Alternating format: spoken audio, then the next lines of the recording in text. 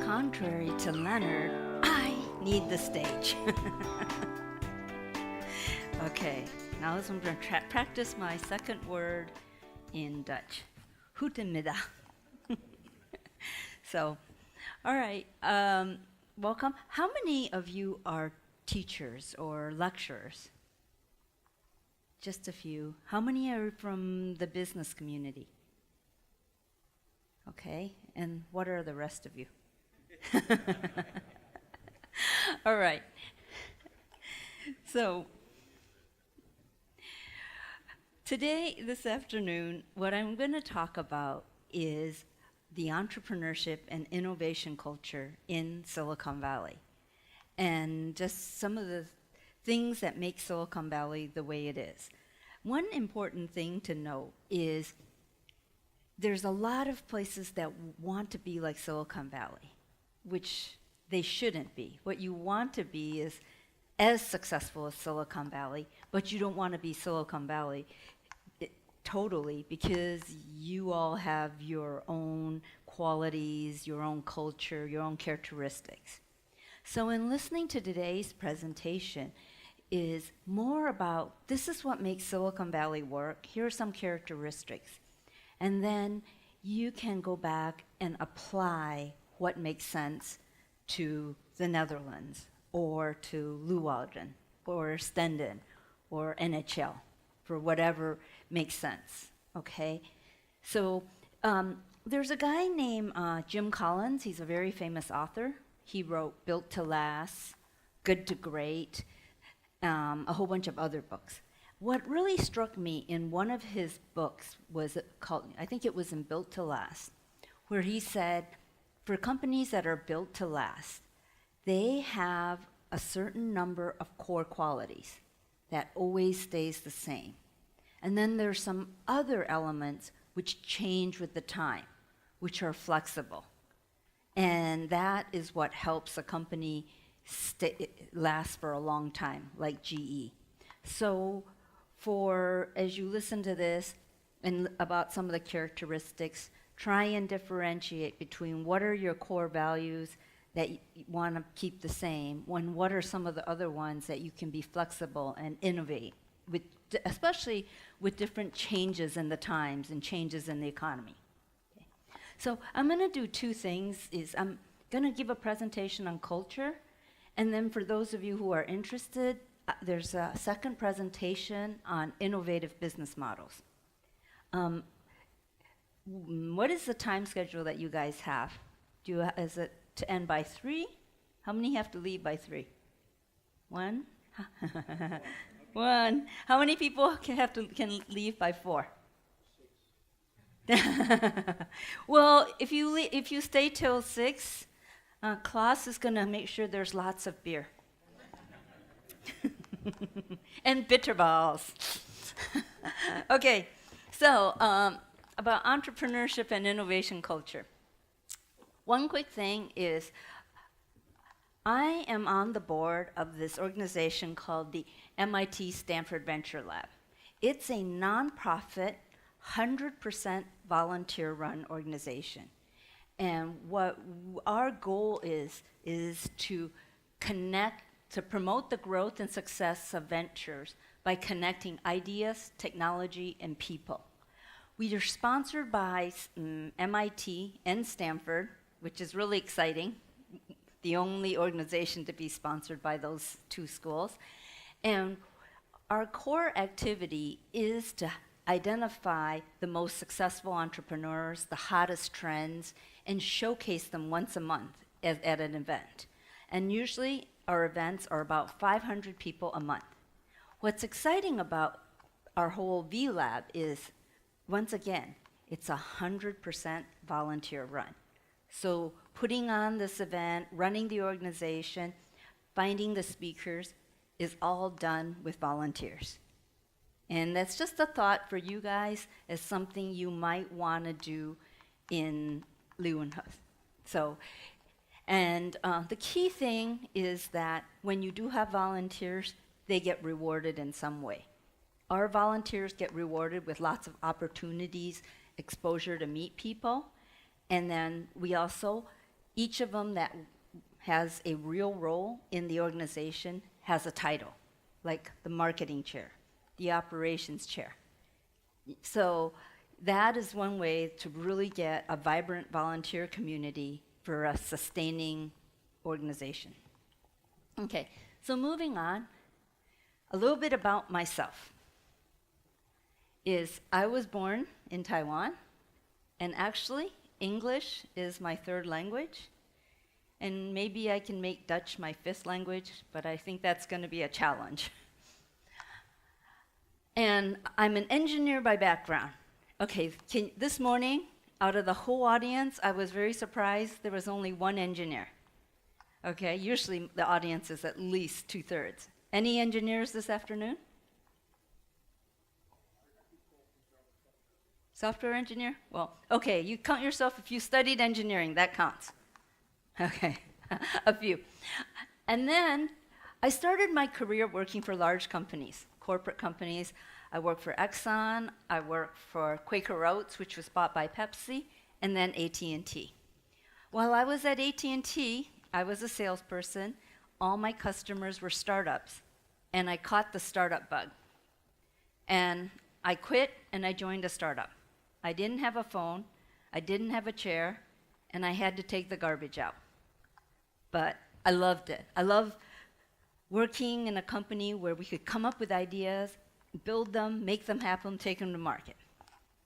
And currently, I run a company, MG Team, where we do international business development and entrepreneurship training. I do a lot of work with the Amsterdam Center for Entrepreneurship. I've been advising them and then running boot camps for entrepreneurs there. And then I'm on the board of the MIT Stanford Venture Lab. And then I'm an advisor to several organizations, venture capital, and to an organization called US Market Access, where we help companies globalize. It initially started with helping global companies enter the US market, but now we go around the world and help companies learn to go global. So we work in Ireland, Poland, Japan. Now we're starting to work in Taiwan, which is exciting for me because I get to go home. So just to have a picture, this is the last boot camp we did at ACE in Amsterdam. And these are all entrepreneurs with really exciting projects. Right here, this group does big data for identifying strokes. So they've worked with all the cardiac clinics to see patterns. And then with those patterns, they can more quickly analyze if someone is high risk for stroke. And these are all Dutch students. So I'm sure you have a bunch here in this region. So, going back to Silicon Valley, why is Silicon Valley successful? There are so many regions that want to be like Silicon Valley or as successful as Silicon Valley. One region is Singapore. Singapore has probably sunk billions of dollars into entrepreneurship. The government has funded a number of venture capital firms. They have all these great universities, and Nanyang Technology University, National University of Singapore, okay? But tell me, can anyone here tell me a single company that they can say that's like the Google of Singapore? Singapore Airlines. But that's not a startup company, it's a country corporation. Singapore is great for the large corporations and the MNCs, but a little startup that started from nothing. And what? New Water? Okay, I haven't heard of that. I should look at it. Thank you very much. But the thing is a huge reason where they're not spitting it out despite the investment has to do with culture. And so I've worked in Singapore twice, and I've taught at the university, so it kind of made me sit there and think, what's missing? What's different? So let's talk about the elements of Silicon Valley. One of the very first elements is that there's a high level of trust. I meet someone, I start with trust. So if I meet you and we start engaging, I trust you. I trust what you have to say. Okay? And the big element of trust is to be transparent and open. And what you see is that people don't trust organizations, leaders that aren't open.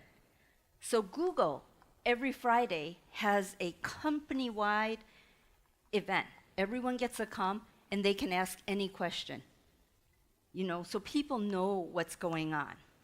I worked in a company where the managers, the CEO was not honest, and he did not tell us we was running out of money.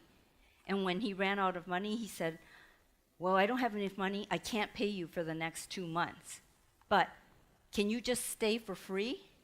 And I'm raising money. It might come in 2 months. Everybody quit. We all said, if you had told us ahead of time that you were running out of money, we would have felt like we were part of the team. We could have been prepared. You didn't trust us enough to tell us, and now you want us to do it to help you? No. So do you see why it's really important to be open and create trust? And so something that's a great way for people to build trust is to practice it. Practice being open and sharing information. Would you guys say that the Netherlands is a trusting culture? Yes? I hear a lot of ums and then yeses. And with all the different countries I've been in the last couple years, I would definitely say the Netherlands is on the higher end of trust. Compare that to Russia. Nah. Okay? What? Russia? The Netherlands, people are more upfront. And I've mentored 40 companies out of ACE, okay, which is the VU, UvA, Applied Sciences and Applied Arts in Amsterdam. And everyone is very good at being upfront. If they don't like something about what I do, they tell me. If I'm giving feedback to a company and it's tough, it's critical, they take it. They're very good about being upfront and being honest with information. And at least that's what I see. And and most of the people who I talk to who are Dutch feel good about the Dutch being trustworthy. Okay? So trust has to be mutual. So you have to be open. If you're asking someone for information, you should give some back. It can't be one way. Okay? And where you see is in all the companies where the culture's really good and people want to help each other and work together, there's trust. The next thing, everyone's favorite topic, is risk-taking. You've got to take risks. Because if you don't take a risk, you're not doing anything special or different. And so in order to be innovative and entrepreneurial, you have to take risks to do something. Change is painful. Change is always associated with some pain. But change is what leads to bigger and better. One important thing is go beyond your comfort zone. When I was younger in my career, one of my mentors, I said to him, John, how do I grow in my career? And he said to me, go beyond your comfort zone. Do things you're not comfortable with. Okay? That's how you learn. If you just do things you're already comfortable with, you don't grow. So recently, a company asked me to help them on a M&A for them to get bought by someone else. I'm not a financial person, okay? I'm a marketing person. So my attitude was, let me find someone to help you. And they said, no, we want you to do it. I'm like, I don't know how to read spreadsheets. So then I said to myself, Gigi, why don't you practice what you preach? Go out of your comfort zone. So I go, that was 3 months ago. So we're ready to get the company bought. And the management team of the company is saying, oh, you've really helped us. You've really done a great job. We want to give you a bonus. So go outside your comfort zone, because now I have a new set of skills I can use. I can help companies with M&A. Go to new places. You'll learn a lot. The picture that I just showed you, is a lot of the entrepreneurs that were in that picture. Some came from Argentina. Some came from Italy. When you go to new places, you learn new things. You pick up new ideas, new ways of looking at things. And failure is good, okay? Does anyone here remember an exam that they failed or did really bad on in the university? Cell biology, advanced differential equations. Yeah, and now, do you remember them? And you went back and studied and got the right answer, and you remember it. You learn, right? Because you failed. Because all the things you did well, you can't remember how to do them. So you learn from failure, and it leads to valuable experience and knowledge. That's what Edison said. I have not failed 1,000 times. I just found 10,000 ways that didn't work. But think of all the things that he found, because he was willing to try and fail. If you don't do anything, if you don't try, you never accomplish anything. So it's one thing to consider is, I know it's easy for someone here to go, don't worry about risk, don't worry about bankruptcy, because you're right, the US has great bankruptcy laws. So people fail, doesn't matter. 3 years later, you're up and running. And there was the Polish Undersecretary of Commerce was in Silicon Valley, and she held a round table, and this one Polish entrepreneur was talking to her. And he said, yeah, last night I went out with a bunch of American entrepreneurs, and the conversation came up, who here has gone bankrupt? And he said, everybody raised their hands, except for him. And he felt very left out, like, I need to go bankrupt before I can succeed too, okay? And so something to just note is, I'm on a work group for the European Union group called Future Enterprise, and they're looking at ways to help promote and support entrepreneurship across Europe.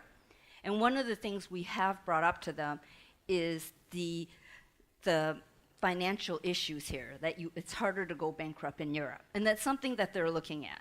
So I have to say that in the US it's a bit easier because we can take more financial risks. So I want you guys to do a group exercise, because we talked about trust, and we talked about taking risks. So I want you guys to take a risk with each other, okay? And I want you to find a partner you don't know sitting around you, and I want you to ask the partner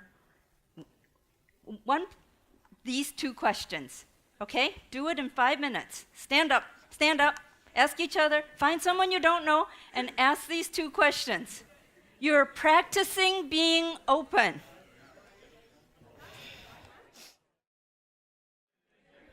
So wasn't that, see, you were being open. And being open, it takes a certain amount of trust, right? But it's fun, isn't it? Okay, sort of. So I want one pair who has a high risk profile, okay? Who feel like they're risk takers. Okay, who's a risk taker? Okay, back there? Okay, stand up.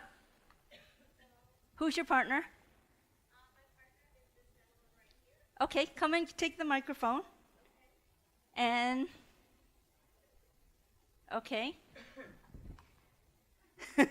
I'm sorry, I kind of forced you up here. So, tell us, what's his secret love? His secret love is cycling. Oh, It's okay. not secret, but it is a passion of his, and he really enjoys it fully. Okay, and what's her secret love?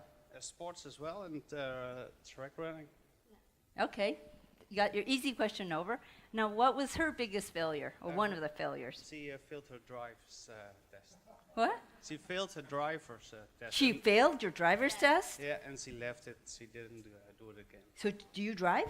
I do not. I cycle. Well, I failed my first driver's test too. It will come eventually. Okay. Now, what was his biggest failure? I honestly cannot remember. I honestly cannot remember, so I apologize for that. What was it? Well, it's a bit personal, but it's let's take a risk. I said when I lose my temper with my kids, I think that's a failure. You faint? No, when I Oh, when you when fail. I, Okay. Yes, yeah. When I lose my temper, I do many things wrong. But if I do it to my kids, I just feel it more as a failure. Oh, good answer. Can you be my dad? Thank you.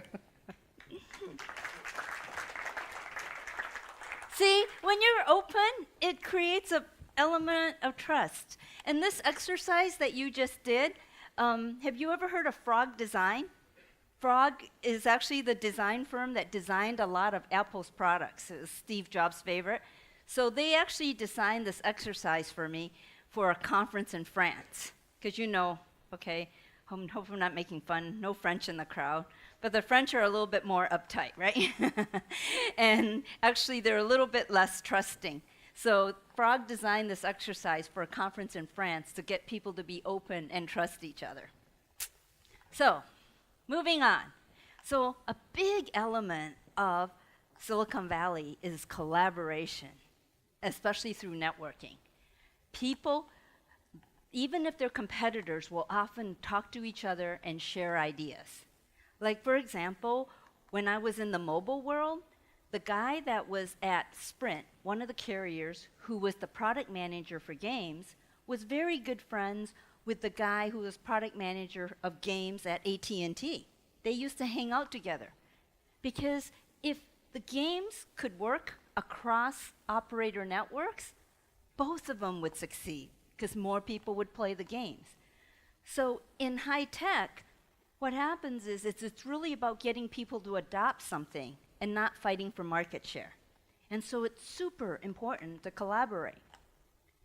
Like an example here is in Amsterdam, there's collaboration with ACE. So you've got, I mentioned to you, you've got UvA, VU, the Applied Sciences and the Arts. They collaborated on the Amsterdam Center for Entrepreneurship, and now they actually have those schools work together, and they'll form companies with with students or researchers from the different schools. And now they've produced 40 companies that went into an incubator. And one of the companies has actually sold its first product to the Harvard Medical School. And Cambridge is talking to them. See, when you collaborate, you're bringing together the best resources. You're not fighting. And one way you can collaborate is because you have to meet the people. And there's not as many young people in this crowd as the morning crowd. But like if you want to meet someone, if you want to date someone, you have to go to the bars. So if you want to meet people to partner with, to join your company because you need a marketing resource or you need a technical resource, going out and networking. And so in Silicon Valley, there's just nonstop activities. Every night there's activities. Most of them are free because they're sponsored by someone. Like in the Netherlands, you've got the Sprout Challenger Day. Have you been to Sprout Challenger Day? It's a huge event put on by Sprout. It's in October. And believe it or not, it's because of Sprout Challenger Day that I'm here. Because I gave a speech at Sprout Challenger Day 2 years ago, and when one of the people from Food Service Network heard me speak and asked me to speak at the food conference, which is in Maastricht, and then I couldn't speak last year, so I spoke this year, and then Klaus, who's a sponsor of Food Network, then said, can Gigi also come to Stenden? So it's because I went to a networking event, okay? And NextWeb is another really big conference held here in Amsterdam, in Netherlands. At the end of the day, in the high-tech marketplace, it's about growing the market. okay, not growing the pie. So, for example, I actually brought a Spanish person who ran an electric car infrastructure company to Silicon Valley and introduced him to the CEO of one of the top electric car infrastructure companies in Silicon Valley. The US CEO told him what, about his technology, told him what was the secret sauce. It was the management software. Told him his revenues and his projections. And when we left the meeting, the Spanish guy said to me, "Is he stupid? Doesn't he know I'm his competitor?" And I explained to him, right now, the electric infrastructure is in its early stages, okay? Right now, the challenge is to grow it. The challenge is to get the market to accept it, not fight over it. He doesn't want your customers in Spain. You don't want his customers in the US. You guys want to collaborate and get them to work together. And so high tech, it's about growing the pie. Another element of Silicon Valley, and especially for those of you that go there, how many have been there? No one yet? Okay, let me know when you come. I'll take you around. Good seafood, Dungeness crab. Okay, it's accessibility. That it's very easy to get to people, to the leaders. They make themselves accessible. You'd be surprised the number of people I wanted to meet, and I just went on LinkedIn or Facebook, and they will connect with you. And so entrepreneurs there are really lucky because it is easy to access the top leaders and stuff. You go on LinkedIn or you go to an event. It's very common. You go to an event and say, "Hi, I'm this," and da-da-da-da-da. And there's huge amount of access to expertise and experience. Secondly is for the leaders, they all feel a need to give back. So a lot of Google people who made money, they now have started a venture fund called Google X, where they want to give back their experience and invest money in up-and-coming entrepreneurs from Google. And it happens here in Europe too. So Harry Van Dorman, have you ever met him or heard of him? So he's the chairman of IBM Europe, okay? And there was a networking event for a group called Ready to Scale, sponsored by Amsterdam, to support mid-stage startup companies. And Harry came and he was the guest speaker. I mean, he's pretty high up. He came, he gave a talk, and then afterwards he spent a whole hour talking to anybody and everybody who wanted to talk to him. He was also very open. I asked him a question which was really tough. He was actually in the top 3 running to be CEO of IBM. And he didn't get it. This woman, Ginny Peterson, the VP of sales, got it. And I asked him, well, now that Ginny is the CEO of the company, do you think she's doing a good job? And he said, she's doing a great job. And he gave the example of at a recent executive meeting, once a year they have an executive meeting, like in Ireland. Everyone from the world who's in the top level flies there, and they give 2 days worth of speeches and presentations to update everyone, okay? The first year she was CEO, everyone flew to Ireland or wherever, and there was an agenda for the first day of presentations. And everyone sat through the presentations, but there was no agenda for the second day. So everyone's like, what's wrong? Like, is she incompetent? She didn't put out an agenda, and tomorrow, we don't even know what we're doing. So the second day, everyone filed in, and they were like, this is dumb. And she said, well, there is no agenda. We do this once a year. We bring everyone together, but we sit there and give talks, so no one works together. What I want you to do today is find the people that you work with, that you depend on, manufacturing, software, this, and you go off and have separate meetings. There are 20 meeting rooms all set up, ready to go with coffee and cookies, and now you guys all go and meet. This is your chance to come together and meet. Harry said that was the most productive executive meeting he'd ever been to. So it's sort of that, it still sticks in my head as a really good way of running meetings. But do you see the openness? It's here in Europe too. And what you need to practice that is people sharing how they succeeded, how they didn't, how other things succeeded. Okay, integrity. That seems a given. You have to be fair, you have to be honest, you can't cheat, right? There's really a high level of integrity in Silicon Valley. And things work a lot better when there's trust and there's integrity. But something to note is integrity isn't just about being honest. It's not about not stealing, things like that. There's a really important concept that Silicon Valley operates by. It's relationship integrity. It's about give and take. It's not like there has to be a winner, there has to be a loser. And that's actually one of the challenges with Singapore, because I've worked there twice, is there is a feeling there needs to be a winner and a loser. In Silicon Valley, there can all be winners. And that when you deal with people in Silicon Valley, it's about give and take. Like, if I ask you to introduce me to someone you know, right? And you do that.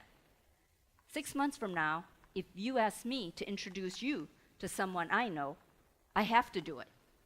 It's give and take, okay? And a lot of times when foreigners come to Silicon Valley, sometimes I'll have young entrepreneurs come up to me and go, well, I want to meet with the CEO of, Twitter, okay? Well, he needs to meet with me because I need to know him for my business. And I'm like, okay, right? No, you say, I'd like to meet the CEO of Twitter because I have this idea, my product will help his business. I will do something to help. You have to offer something. It has to be a value exchange. And there's a huge concept of a brownie point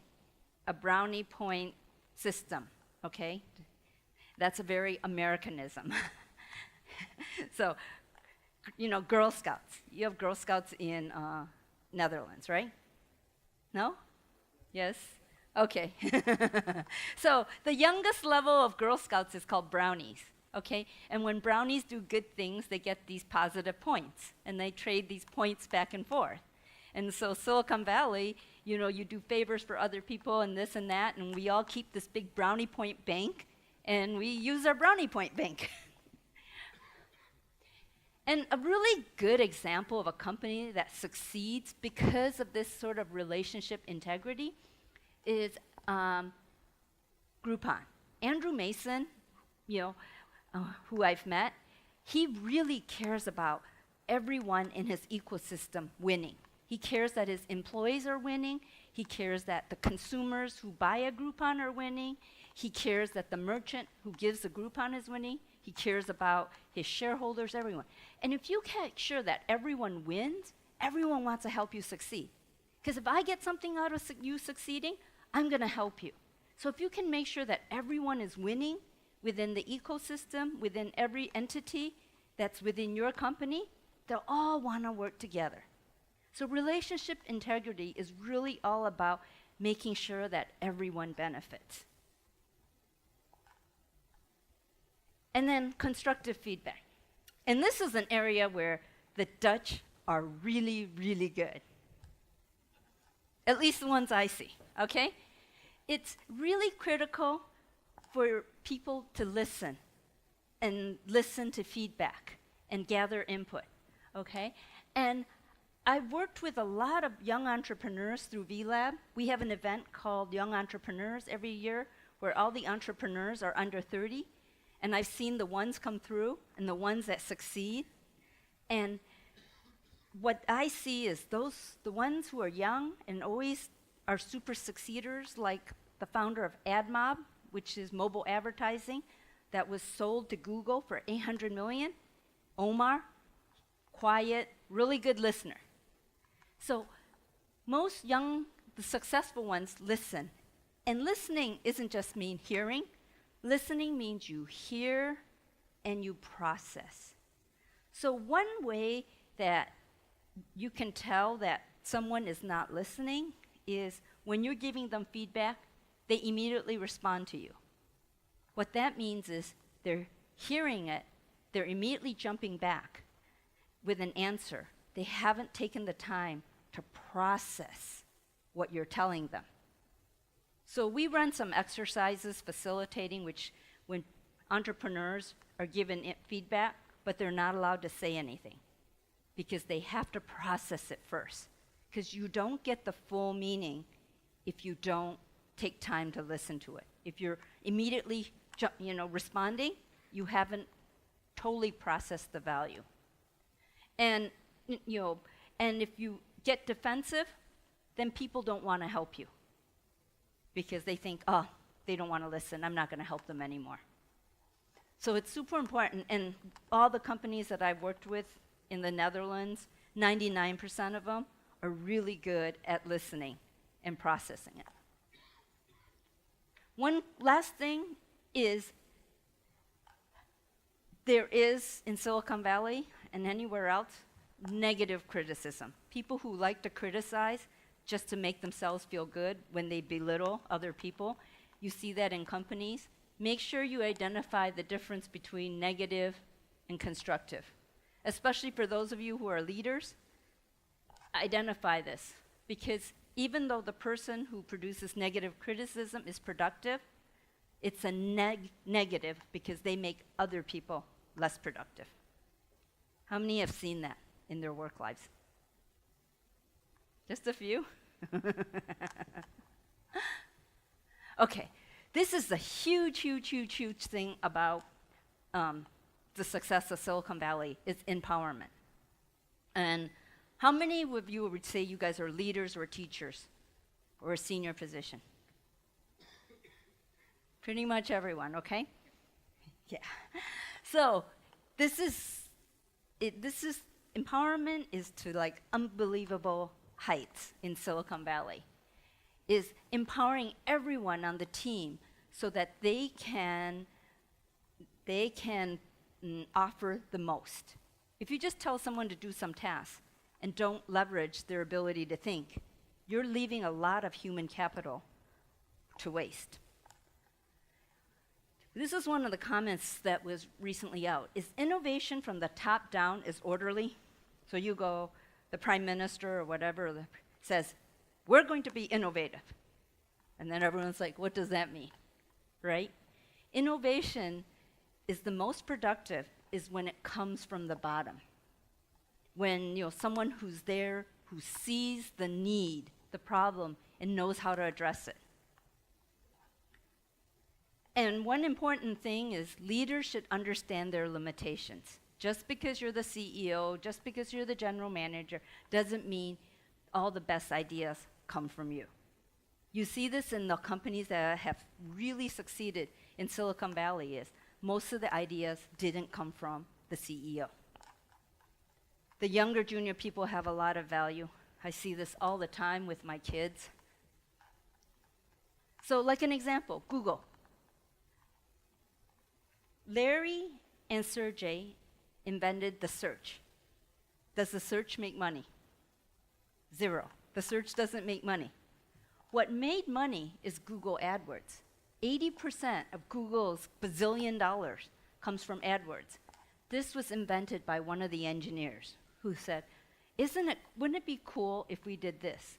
And what Google does is they actually have a forum where all the employees are required to spend 20% of their time on a new idea. And then there's a vice president who reviews the new ideas. And through that process, they made money. Otherwise, Google would be out of business. So there's a huge value of all the ideas that people can bring. So at the end of the day, a lot of it's about empowering people.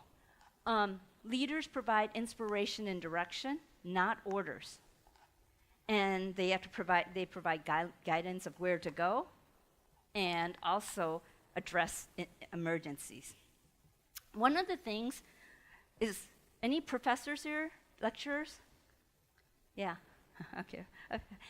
One of the things is that I went back to Stanford and was talking to one of my old professors, and he said, the way I measure my success now is when the students can teach me back. So it's not about him as a professor imparting information or knowledge.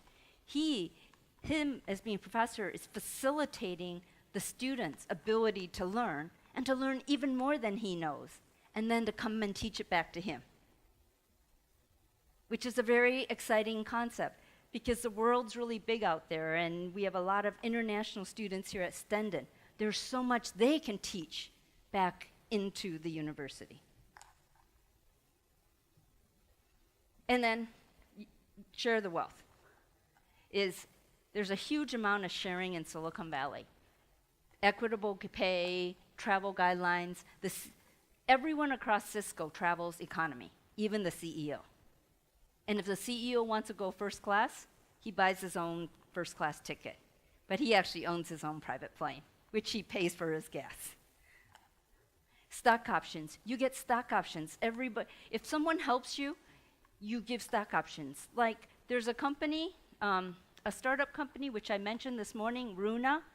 The CEO asked me before he had funding if we could help on the websites. I built the first 2 websites for him for free. He gave me some stock. The company got bought by Staples, the office supplies company, and I got a big check in the mail. So Ascend Communications, one of the companies I used to work for, they were super generous with all the stock. Everyone got stock. Secretaries got stock.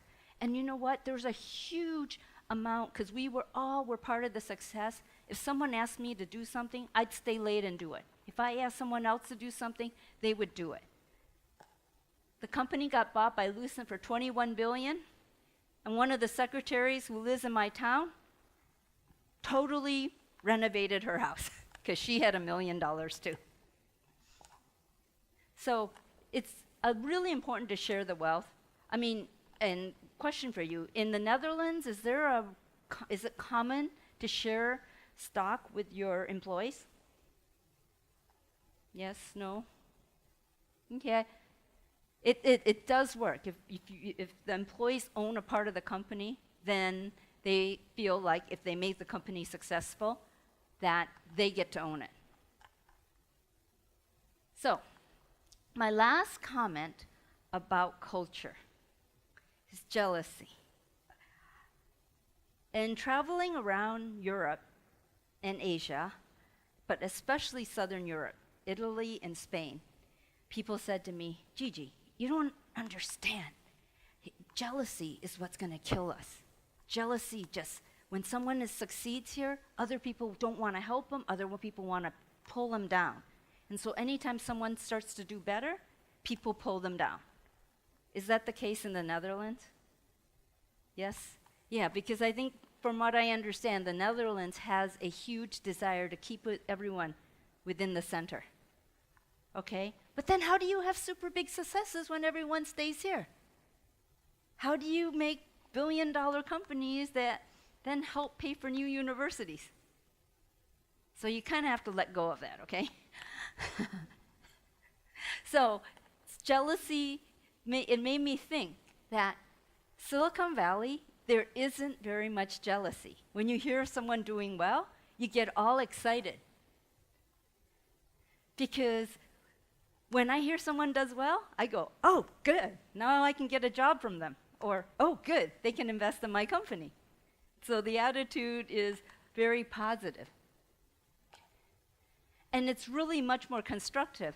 So think about, how many of you have felt jealous when someone you knew did well?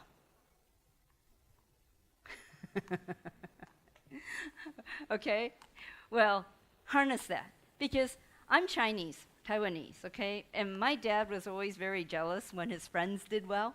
he'd come home and goes, oh, I don't know why Mr. Tung got a raise. He's not that smart. Did, you know? And I'm going like, oh, Dad, you don't need to be jealous, right? And then as I went into my own career and then found out, you know, when my friends started doing well, I go, well, she's not that smart. I go, stop it, stop it, stop it. You're being like Dad, you know? And so it's something you can control. And when you're feeling jealous, you go, not a good feeling, okay? Oh, and like the guy who's talking about being angry at his kids, you know being angry at your kids isn't a good thing. And so you can control it. You can manage it. So try and manage jealousy, because jealousy is a huge element of culture in Silicon Valley. There's very little jealousy. There's competition. When someone does well, you want to do better than them. That's okay. But jealousy where someone does well and you want to hurt them, that's not okay. So at the end of the day, this is the culture presentation, is you'll think about these characteristics that are in Silicon Valley. Do you have them in your organization? Would you want to implement some of these things, especially empowerment? And how do we teach ethics and instill our employees and our students to do the right thing? One quick example that I'm going to give you kind of ties all of this stuff together is in 1995, my husband got transferred to Singapore. And I said that I would not go unless I had a job. So at that time, I was working in the internet in the Bay Area, and I landed in Singapore, and they set up a bunch of interviews for me. And I was in huge demand because I had internet experience, and it was new to Singapore. So I got offered all these jobs. But I took the job of starting up Pacific Internet, which was funded by Gigi Wang and Singapore Technologies. We were going to take the university network and make it into a commercial entity. And when I walked in, there was myself and 2 students.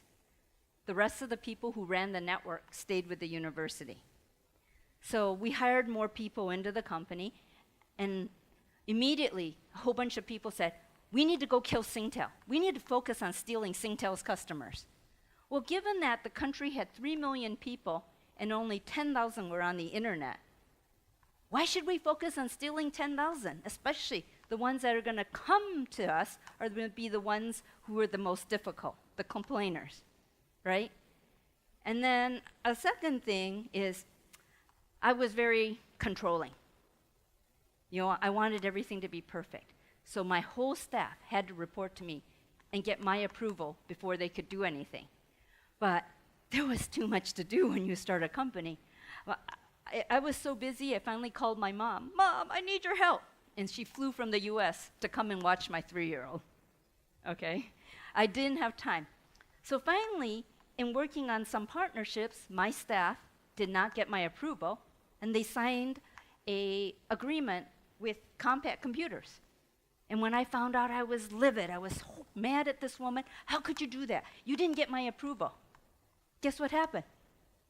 That partnership increased my revenue by 30%. And then I went, you better shut up. You know, I learned it's like, okay, just go for it. Go do whatever you want to do, okay? Just come to me when you have problems. And what was really exciting is by empowering my people to let them go, you know, do what they thought was right, we beat Singapore Telecom in 1 year. We beat a $1 billion company in 1 year because the team were all empowered to go do it. And so that's just some of the thoughts to think about as you want to grow your company or you want to teach the next generation of students. So, are you ready to scale? And by the way, this is a group of Dutch that came to Silicon Valley, and they were mid-stage companies who wanted to grow. And so they're going ready to scale up. And the people in orange are on my team. The Dutch guys gave us jerseys. You can guess from which country. So, this is the first segment. I'm going to do a next presentation on some innovative models. But does anyone have questions? Take a risk. Open your mouth. Yes? What did I do to get out of my comfort zone? Take on stuff I was totally scared of. One of the things like I did was when I was working at AT&T, I found a startup I really liked. The startup had no money, so I quit and went to work at the startup. And the deal was if I helped them make money, then I would get paid. And that's how I started up my career in the startup world.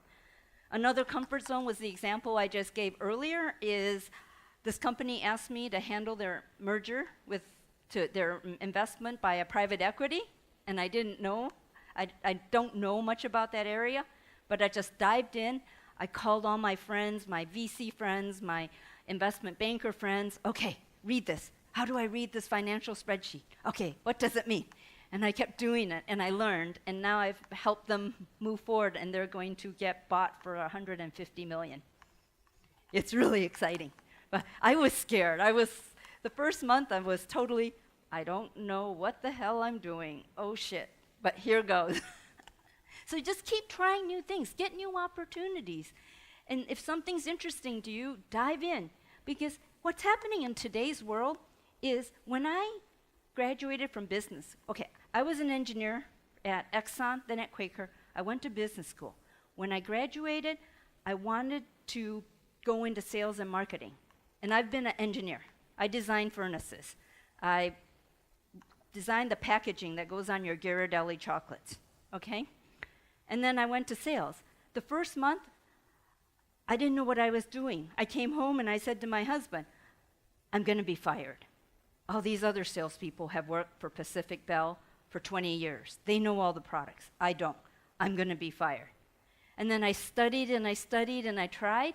And 6 months later, I was the top salesperson in the Bay Area. So you're going to be scared. But instead of paralyzing you, just jump in and learn and learn and learn. Never stop learning, because it's the most exciting thing in the world. And one thing about learning, you may learn something now. Like in college, I was looking at being pre-med. So I took a lot of classes. I even took the medical admissions test, and I studied 3 straight months for it. And I scored 98. But I chose not to go to medical school. So I go, oh, that was such a waste. But guess what? 1/3 of the companies that I mentor in Amsterdam are medical. So I get to use my stuff again. So learning is always valuable. You never know when.